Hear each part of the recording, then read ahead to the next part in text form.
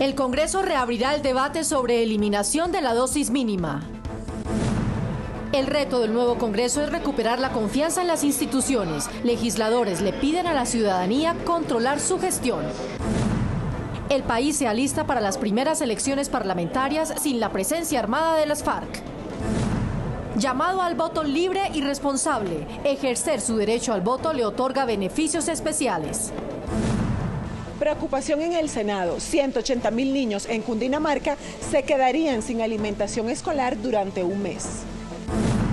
Senadores piden a las autoridades intervenir con prontitud fenómeno del mototaxismo, una de las causas de accidentalidad en el país.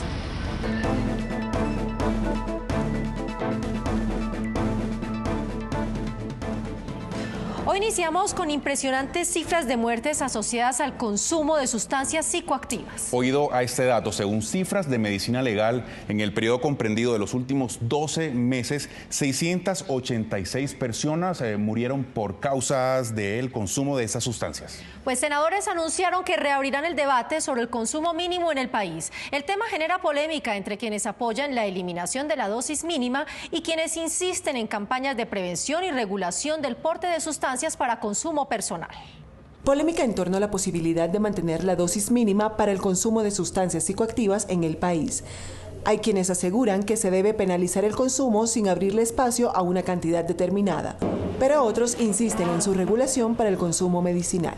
Ese cuento del libre desarrollo de la personalidad lo que ha hecho es un daño enorme para acabar con la juventud y la niñez colombiana, y por eso vamos a trabajar nuevamente en recuperar que se penalice la dosis personal. La Sala de Casación de la Corte Suprema determinó hace 2 años que los consumidores de drogas o adictos pueden portar una cantidad diferente a la legalmente establecida como dosis personal, solo para consumo y aprovisionamiento. Me parece que la persecución, el castigo, tratar a los consumidores como criminales es una política errada y una política que no va a traer los resultados que estamos esperando. Colombia requiere una política de prevención seria, no campañas de prevención, ni talleres, ni afiches que se cuelguen en los colegios, ni charlas, sino realmente una política que tenga 2 énfasis fundamentales: la salud pública y la educación. Algunas cifras revelan que en Colombia hay 500,000 de personas que abusan o dependen de sustancias ilegales, lo que eleva el consumo a un tema de salud pública. Según Medicina Legal, en el último año se presentaron 618 homicidios y 68 casos de suicidios relacionados al consumo de estas sustancias. Bueno, Yair, en otro tema, estamos a escasas 2 semanas de las elecciones y estamos también en un momento clave para las instituciones del país. Sí, es que hay un problema de confianza en las instituciones, es decir, la gente ya no cree en los partidos políticos, en el sistema judicial, en el sistema de salud. Es un complejo problema generalizado. ¿A qué se puede deber? El incumplimiento de promesas a los ciudadanos ha afectado la credibilidad de los colombianos en sus instituciones. Y para recuperar la confianza, el presidente del Congreso, Efraín Cepeda, propuso mecanismos para que los colombianos estén informados de la gestión de los congresistas. Pidió control ciudadano a la actividad legislativa. Jorge Pulido. Marcela, Yair, el presidente del Congreso ha manifestado que es necesario que los ciudadanos conozcan de alguna manera el patrimonio de los funcionarios públicos hasta la gestión que realizan desde sus despachos. En resumen, todos deben comprometerse a rendirle cuenta a los colombianos de cada paso que hacen y que dan en la vida pública. Con transparencia, actuando de manera seria, alejado de cualquier tentación de corrupción, pero además demostrándoselo a la comunidad. Como dice el adagio popular, la mujer del César no solamente debe ser, sino parecerlo. De manera que hay que entregar cuentas, hay que mostrar ejecuciones, pero hay que mostrar también, como lo vamos a hacer, lo estamos haciendo en el Senado de la República, que sea una caja de paredes de cristal, que la gente sepa dónde está su senador, en qué comisión está actuando, si está en la plenaria, cómo está votando, si está ausente, si está presente, incluso qué debate se está haciendo. De manera que esto es un tema de la transparencia que tiene que ser de cara a la comunidad. Hablamos también con senadores de distintos partidos políticos quienes coinciden en dos cosas. La primera, que la confianza en las instituciones se recupera cuando los gobernantes son honestos y sensatos. Y la segunda, que está en manos de los colombianos que elijan de manera eficiente a los gobernantes para que combatan la corrupción. Para los senadores de la República, solo se recupera la confianza en la democracia y en las instituciones cuando existan garantías de cero corrupción, pero sobre todo cuando el menos favorecido recibe todas las garantías para llevar una vida digna y con el pleno del cumplimiento de sus derechos fundamentales. Que haya una total transformación del sistema político, cambio profundo en las instituciones, que se creen controles efectivos para que los políticos se dediquen a servirle a la gente y no a utilizar sus cargos y el poder que tienen en beneficio propio. El día que los abstencionistas dejen de quejarse y voten, derrotan a toda la corrupción por un problema de matemática elemental, porque ellos son mayoría. De manera que hay que entender el voto libre y lo segundo, hay que vigilar. No basta con elegir bien. Hay que vigilar, la democracia es un sistema complejo. Pero no solo la responsabilidad es de los políticos y directivos, la ciudadanía tiene un papel muy importante y es no prestarse para hechos de corrupción y garantizar con su voto honesto que el que llegue a ser gobernante sea la persona indicada. Hay que buscar que las mejores personas lleguen a lo público, darle verdaderas oportunidades al mérito, en toda la actividad política, en toda la actividad judicial, en la actividad congresional. El mérito debe ser un factor fundamental que hoy infortunadamente no está siendo tenido en cuenta. Los legisladores concluyeron que el éxito para recobrar la confianza está además en que cada rama del poder público conserve su independencia y cumpla a cabalidad, ajustada a la ley, sus funciones.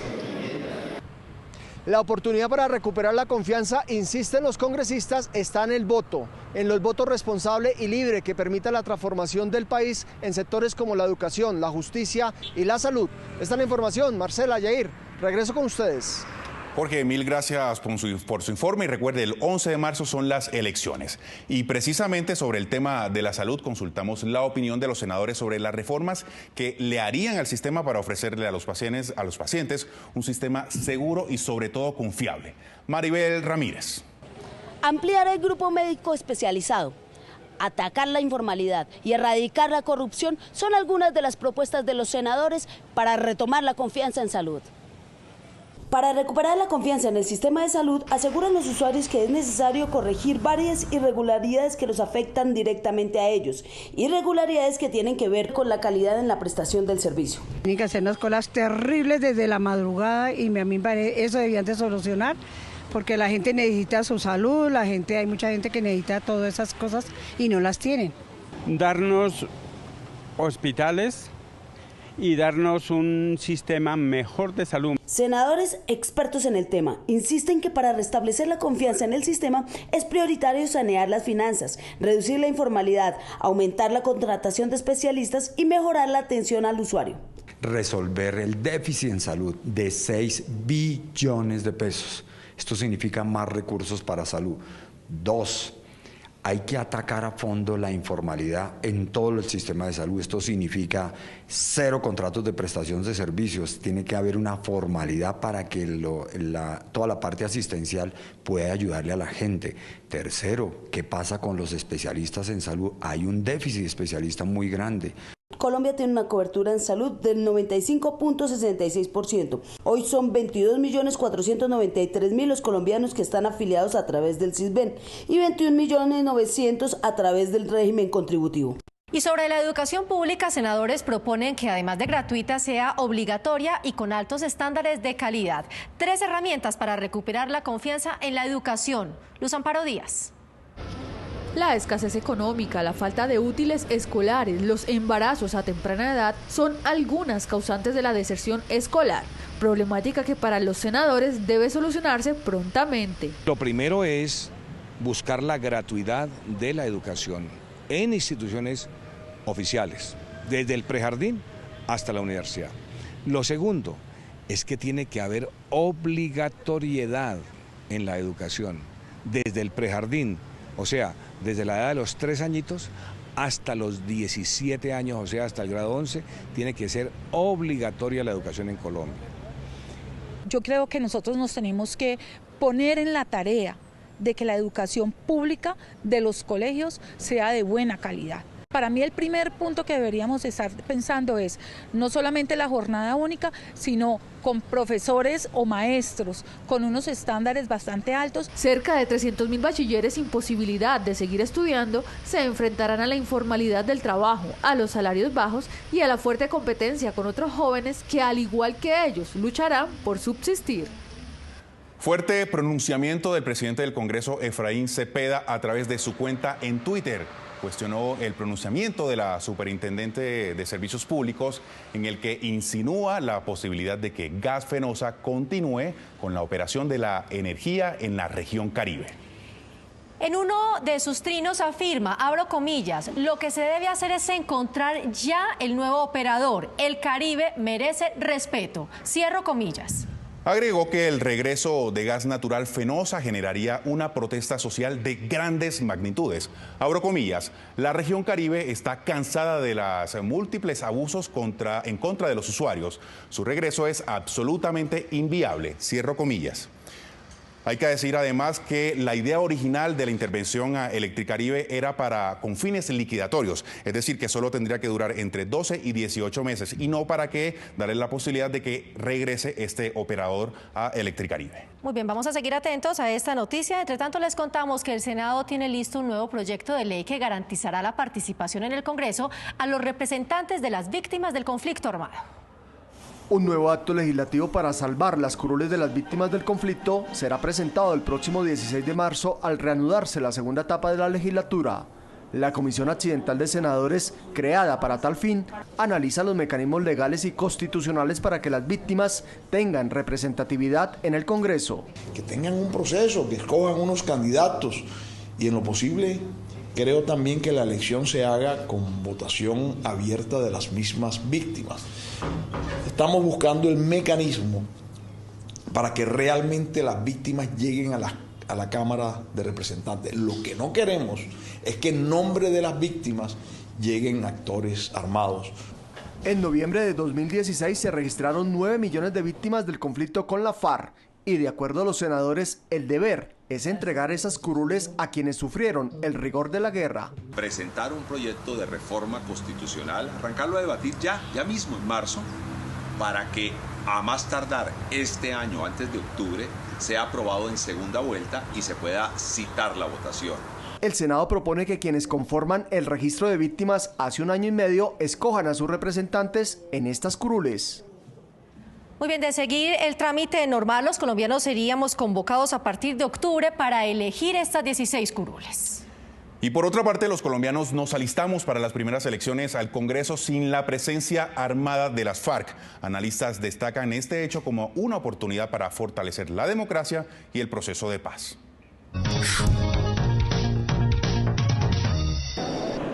3.500 observadores internacionales vigilarán el normal desarrollo de las elecciones para elegir congresistas el próximo 11 de marzo. Según la misión de observación electoral, estos serán los comicios más tranquilos y más seguros para ejercer el derecho al voto y elegir senadores y representantes a la Cámara. A nivel internacional, yo creo que estas van a ser una de las elecciones más interesantes de América Latina.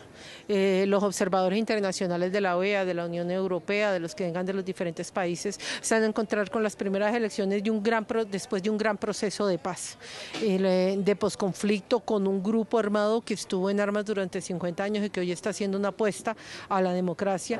De acuerdo a la directora de la MOE, los observadores internacionales encontrarán en estas elecciones mayores garantías para vigilancia y control antes, durante y después de elecciones. En total serán 699.537 jurados, 103.345 mesas ubicadas en 11.323 puestos de votación y 37 millones de colombianos aptos para votar. Recuerden que el próximo 11 de marzo es la cita con la democracia, donde debemos ir a votar por el legislativo, por un nuevo legislativo, que además votar trae beneficios para todos los que participen, que más adelante les estaremos ampliando de qué se tratan esos beneficios. Alerta en el Senado por el creciente fenómeno de mototaxismo en el país. Piden la pronta vigilancia e intervención de las autoridades para controlar este servicio informal que amenaza con salirse de control. Se calcula que en el país existen 1,5 millones de conductores de mototaxismo y cerca de 47.000 motos fueron matriculadas en el último año para salir a rodar a las calles. Se estima que 1 de cada 4 de estas motos terminará en el servicio de mototaxismo. El Estado debe intervenir de inmediato, pero aquí concurren otros elementos de juicio que hay que prever. Primero, las consecuencias sobre la formalidad del transporte público amarillo.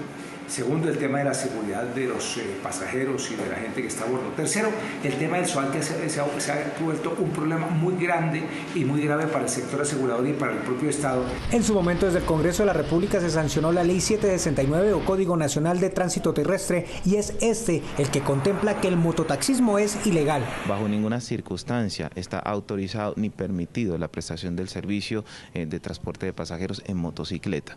Pero ninguna autoridad la hace cumplir a cabalidad. Ahí hay falta de reglas del juego, hay falta de claridad y yo creo que en este tema el gobierno nacional ha permitido que crezca el problema sin concertar unas soluciones que fundamentalmente tengan en cuenta el interés de los ciudadanos. Y el mototaxismo va en aumento, prestando un servicio ilegal, informal, no profesionalizado y sin un entrenamiento a quienes ejercen este oficio para reducir la accidentalidad.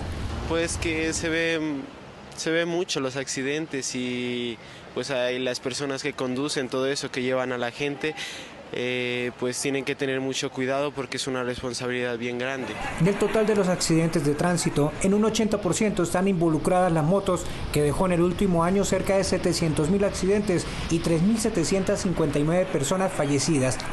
Y para enfrentar el descalabro económico del sistema de salud pública y asegurador, desde el Senado se plantean propuestas para mejorar la cobertura del SOAT, eso sí, sin perjudicar el bolsillo de conductores y motociclistas. De enero del 2016 a enero del 2018 se matricularon 1.032.912 nuevas motos, lo equivalente a un aumento del 13% en el parque automotor. En el año 2017 fallecieron 2.640 personas en accidentes de tránsito asociados con motociclistas. Por cada 100 pesos que reciben las aseguradoras pagaron 103 pesos por siniestros, lo que disparó el precio del SOAT para este año. Desde el Senado se proponen 2 mecanismos para aliviar el bolsillo de conductores y motociclistas. No es justo de que una moto de bajo cilindraje pague lo mismo por el SOAT al que tiene una camioneta de alta gama. El que tiene la moto es porque gana menos. Y ya es hora de que empecemos a poner en orden a las aseguradoras. Otro proyecto que se debatirá a partir de marzo en el Senado es el del congresista Jaime Amín, quien propone que las personas que tomen la póliza contra todo riesgo para su vehículo no les exijan el pago del SOAT, aclarando que el proyecto no pretende imponer a los usuarios adquirir seguros contra todo riesgo. Proponen desde el Senado la creación de una red de vías terciarias para garantizar que los recursos asignados para estas obras, que superan el billón de pesos, llegue a su destino. Colombia pareciera ser un país de trochas. De los 206.724 kilómetros cuadrados de carreteras nacionales, 142.284 kilómetros corresponden a vías terciarias en mal estado. Para su recuperación, el gobierno asignó más de 1 billón de pesos. Desde el Senado se propone la creación de la Agencia Nacional de Red Terciaria con el propósito de atender de manera prioritaria las necesidades del campesinado, especialmente en las regiones que han sido golpeadas por el conflicto armado. Le estoy proponiendo al Gobierno Nacional la creación de la Agencia Nacional de Red Terciaria, una entidad que desde el Gobierno Central sea doliente de las vías rurales de este país. Es la única manera en donde nuestros campesinos podrán sacar sus productos y así tener un campo amable, un campo productivo y sobre todo un campo competitivo. Desde el Congreso de la República de Colombia logramos entregar herramientas al Gobierno Nacional para que volcara la mirada sobre el sector rural colombiano.